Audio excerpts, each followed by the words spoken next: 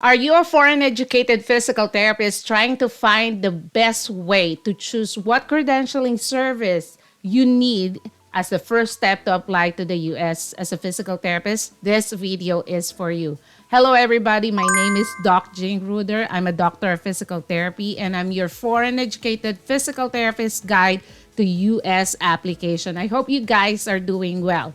I already made this video before, but I want to add clarification and more important details in order to guide you best. Okay, so if you need the step-by-step process to US application to get your answers real fast, real time, okay, I have the USPT Turbo Charge. Okay, the US application is very complex and it's very overwhelming if you do not know what you're doing, if no one is guiding you along the process. Many people get confused and pay for thousands of dollars for the wrong services that can end up causing delays, a lot of stress, a lot of headaches, a lot of wasted time and money. Okay, so if you have no idea how it is, check out the USPT Turbocharge. I have 82 plus, 80 plus, 5-star review from all the master classes and consultations that I have done.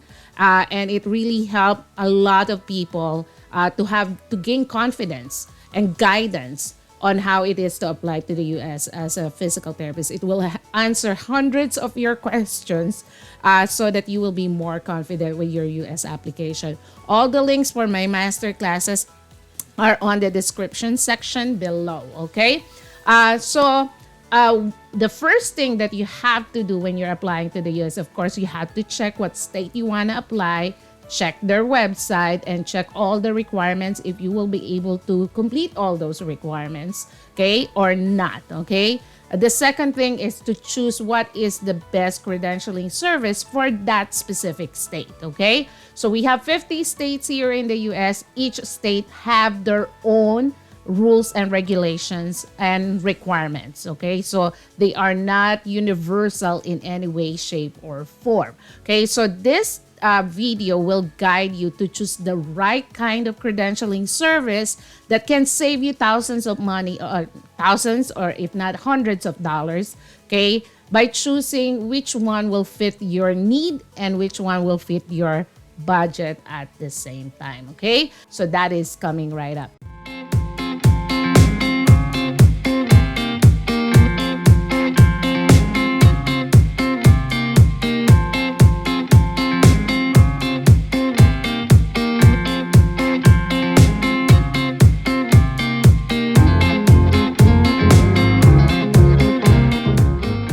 What is the best credentialing service for me? So we're going to discuss the right way to choose the credentialing agency and services. Okay, so first thing that you have to establish is to answer, why do you need credentialing? Okay, why as a foreign educated physical therapist you need credentialing?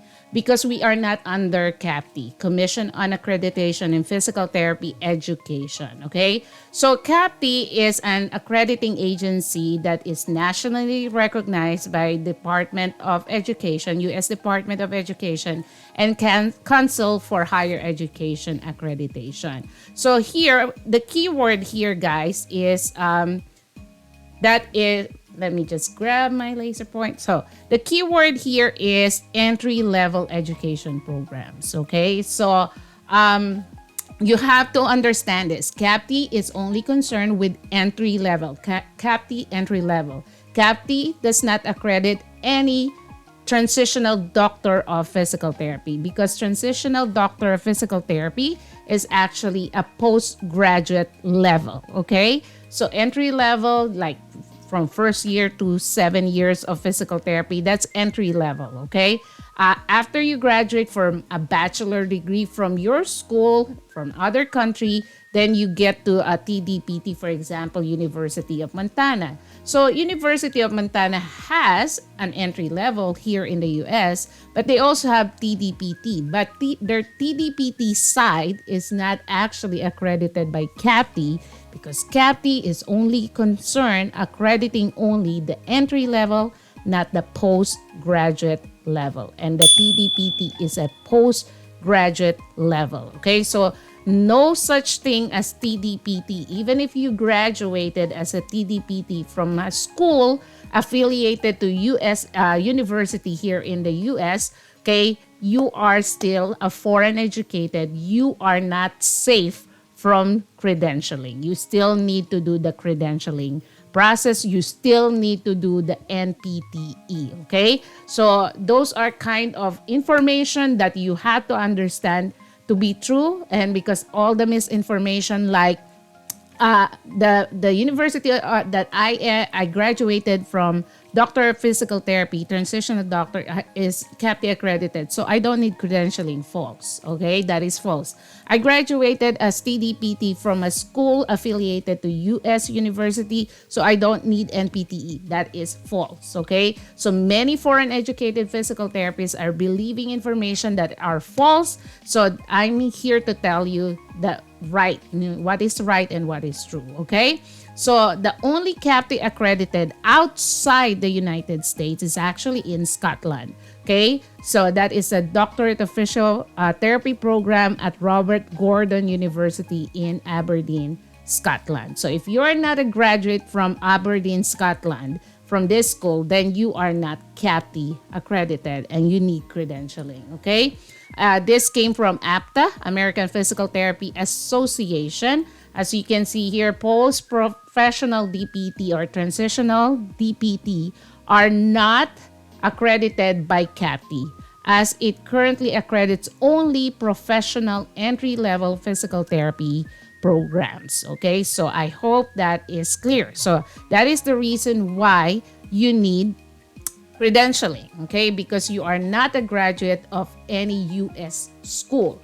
Okay, so your bachelor, your master's, if you graduate outside the US, you need credentialing, even if you graduated from a TDPT from a US based or US affiliated school. Okay, you still need credentialing. Okay, so type 1, these are the choices that you have from FCCPT. Okay, so type 1 review for immigration, you have type 1 review for licensure, you have educational credential review, there is one for PTA, and there is New York credential verification. Okay, so you have to remember this. New York is special. New York has its own credentialing. So if you're going to apply to New York, you have to check this. You have to choose New York credential verification. Okay, you cannot choose type 1 review for immigration for New York. New York wants its own service. Okay, so you have to choose New York credential verification. For other states, we have to discuss this. Okay, type 1 review for licensure, okay, is an evaluation that determines if your education is substantially equivalent to the first professional degree in physical therapy in the US, verification of licensure and or registration, and verification of TOEFL, okay, for the following jurisdictions or states. Okay, so you have to remember this. If you're going to apply to California, to Louisiana, Massachusetts, Nebraska, New Mexico, North Dakota, Tennessee, Utah, and Washington, D.C., they require type 1 review for licensure. Okay, this is very, very important. Okay, you cannot do ECR for these states, or educational credential review. Okay, so you cannot do educational credential review for these states because they specify they want type 1 review for licensure. Okay, so be very clear about that. Okay, so you have to check what state do you want to apply. If the state you want to apply belongs to any of this state, then you have to do type 1 review for licensure. Okay, so we're going to discuss that.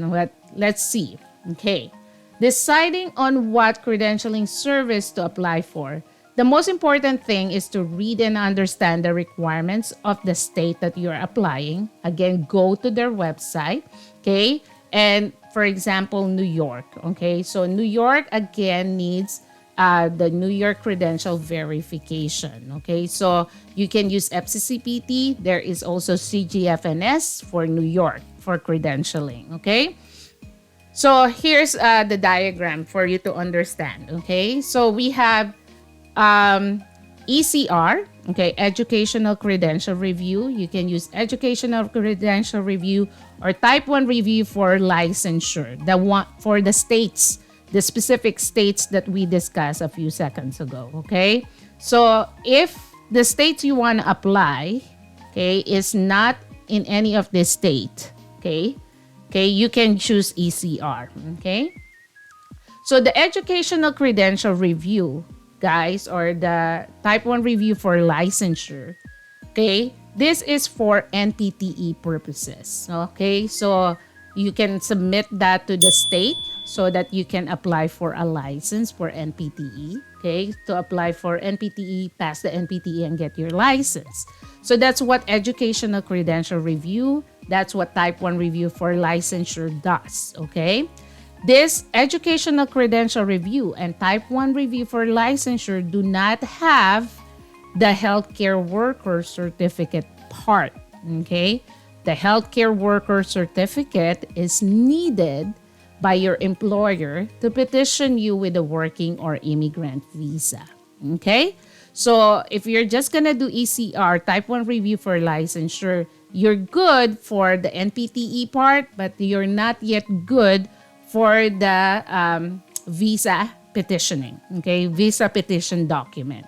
So if you are a U.S. citizen or a U.S. immigrant, okay, or you're already here under working visa and you're gonna transfer your license to another state, you can do this because legally you have the right to live and work here in the United States, okay? So you don't need the healthcare worker certificate part because you are legal to stay and work in the U.S. But if you are outside the U.S., okay, and you need an employer to petition you with a working or immigrant visa, you would need the Type 1 Review for immigration, okay? So here's the deal, okay? So for Type 1 Review for immigration, it has two parts, okay? It has the ECR, Educational Credential Review, or if you're going to apply to any of those states, okay, it can have the Type 1 Review for licensure for any of those states, okay, to take the NPTE. It has the healthcare worker certificate for visa petition, okay? So the Type 1 Review for immigration hit two birds with one stone, okay? So you can have, that can be used for NPTE and that can be used for visa petition, okay? So that's Type 1 Review for immigration. Now, is there an alternative way to get the Type 1 Review for immigration, okay? How can you get the credentialing part and how can you get the healthcare worker certificate part? Okay, so there are alternative ways, okay? So the first one is either you get ECR depending on the state that you want to apply, okay? Each state, FCCPT is accepted in all 50 states, but some states, they also recognize or recommend or accept IERF or ICA, other cheaper credentialing agencies, okay? So that's why it's very important for you to understand what are the other credentialing agencies that state that you want to apply accepts, okay? So you have options other than FCCPT. So you can do the ECR or the Type 1 Review for licensure, okay, if your state belongs to those group of states that we discussed that requires specifically Type 1 Review for licensure, okay? So the ECR or the Type 1 Review for licensure is to take the NPTE, okay? Now, where are you going to get the healthcare worker certificate? You can get that from CGFNS, okay? So CGFNS has a VisaScreen certificate. So that's the name of their healthcare worker certificate. It's the same thing, okay? So this is for visa processing, okay? So the healthcare worker certificate, VisaScreen certificate is for visa processing only. You cannot use the VisaScreen certificate for NPTE purposes, okay? So you need, this one is solely for visa processing, okay? So this will not help you get your NPTE. Again, this is just for visa petition. If you want to take the NPTE, of course, you need either ECR or, again, if your state belongs to those group of states under Type 1 review for licensure, you can get that, okay, to take the NPTE, okay? So the advantage of doing this alternative method, it's cheaper than FCCPT Type 1 review for immigration, okay? What's the disadvantage? These are two separate offices, so you need to send two separate application from you, and your school or schools need to send two separate documents to these two offices, okay, whichever you want to use from for your ECR, and another set of documents to CGFNS, okay? So so you have to make a decision for yourself whether you want to go through just one set of document using Type 1 review for immigration, okay, because this is just FCCPT. This is a lot expensive because FCCPT will keep your record for life. All the documents that you submitted before, they can use it again later if you're going to transfer to another state and that state requires credentialing again. And they will use it and use the same documents. Unless they need another documents, they will let you know. But you don't need to submit another documents in the future for credentialing purposes, okay? So, so let's see. Okay, for example, for New York, what are your options for New York? So New York, you have to, if you're gonna use FCCPT, you have to choose New York Credential Verification, FCCPT, plus Type 1 review for immigration, okay? So, which is redundant because Type 1 review already has the credentialing part and the healthcare worker certificate part. But New York doesn't accept the Type 1 review. They want the New York Credential Verification. So the advantage of this is you remain in one office, FCCPT, one set of documents, okay, two payments because these are two separate services, okay. So this is the disadvantage. This is more expensive. What I did is I did FCCPT New York Credential Verification from FCCPT, and then I got my healthcare worker certificate part from CGFNS, okay? All right, so I want to draw your attention because this is very important. So a lot of foreign educated physical therapists are having difficulty getting the 210 semester units requirement by Type 1 review for immigration, okay?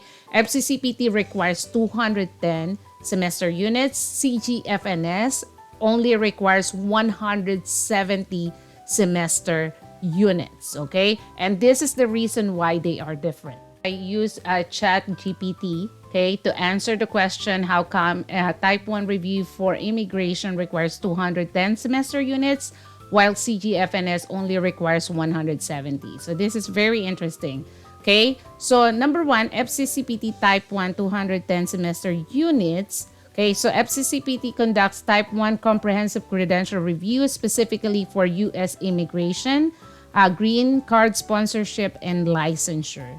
The 210 unit requirement aligns with CAPT standards, ensuring that the foreign trained PTs meet the same educational standards as U.S. trained PTs. This review verifies that an applicant's education is substantially equivalent to a U.S. entry-level doctor of physical therapy degree. Okay, so that's why it's 210. Because based on CAPT program here in the U.S., it's 210. The CGFNS VisaScreen 170 semester units. So the CGFNS conducts the VisaScreen for various healthcare professionals, including PTs, but its focus is primarily on verifying compliance with the U.S. Department of Homeland Security and the U.S. Citizenship Immigration Services or USCIS requirements for obtaining a healthcare worker visa.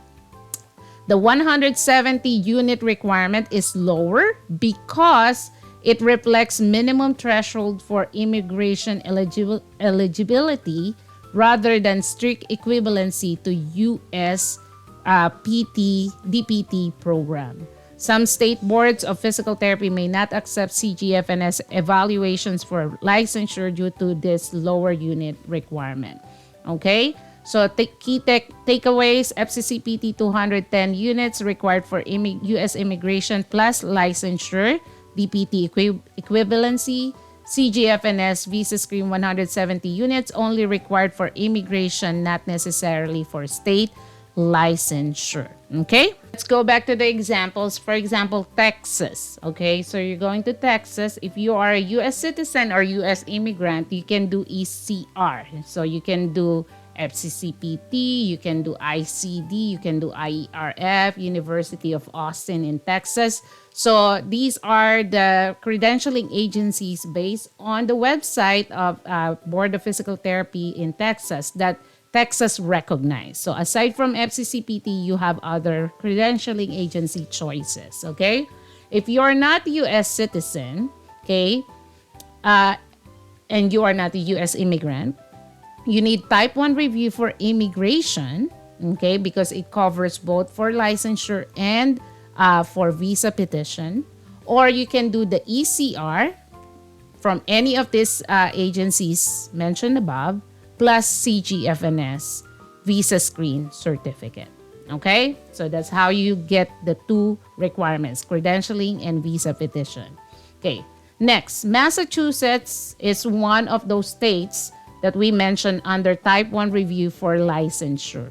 Okay, so if you're a US citizen or US immigrant, you can do type 1 review for licensure from FCCPT.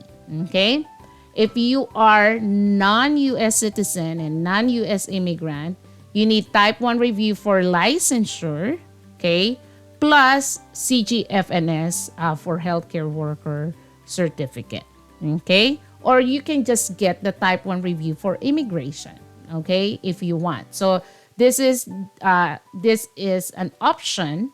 Either you get type 1 review for immigration or type 1 review for licensure plus the healthcare worker certificate from CGFNS, okay? Because Massachusetts is one of those special states that require type 1 review for licensure. But if you don't have a visa, and you need a working or immigrant visa, then you can just go and get type 1 review for immigration altogether. Or type 1 review for licensure plus CGFNS for VisaScreen certificate. Okay? I hope, guys, this video is useful for you, especially for those who are starting or planning to apply to the US in the future. This video is very critical for you to understand. Share this to any of your physical therapy friends who are planning to apply to the US. This is very important to understand. I wish I have this knowledge when I was applying because I was so clueless. I didn't know what to do. I didn't know what I was doing. No one was guiding me. So that's why this channel exists right now. That's why I have master classes online, because I want to help as many fellow foreign educated physical therapists around the world. If you have any questions, if you want to nominate a video that I will do in the future, like a state you want me to cover for requirements, put the comment section below. Share this video in all your social media platform, emails, whatever. Share them so that we can help many more fellow foreign educated physical therapists. Like and subscribe. Do not forget to subscribe.